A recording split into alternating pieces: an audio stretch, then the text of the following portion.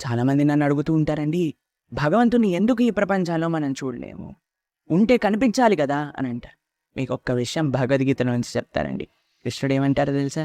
మత్త పరతరం నాన్యాత్ కించిదస్తి ధనంజయ వై సర్వం విధం ప్రోక్తం సూత్రే మణివన ఇవ. మీరు ఎప్పుడైనా ముత్యాల హారాన్ని చూసారా అండి?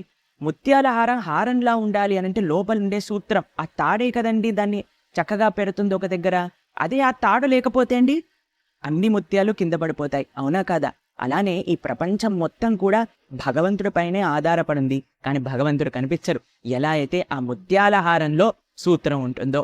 కానీ మీకు నిజంగా భగవంతుని చూడాలి అని అనుకుంటే భక్త్యామాం అభిజానతి. భగవంతుడు చెప్పారండి, ఎవరైతే భక్తి చేస్తారో అటువంటి భక్తి చేసిన భక్తుడికట తాను తప్పకుండా దర్శనమిస్తారట. కాబట్టి నిజంగా మీరందరూ భగవంతుని చూడాలి అని అంటే భక్తిని చెయ్యాలి. హరే కృష్ణ.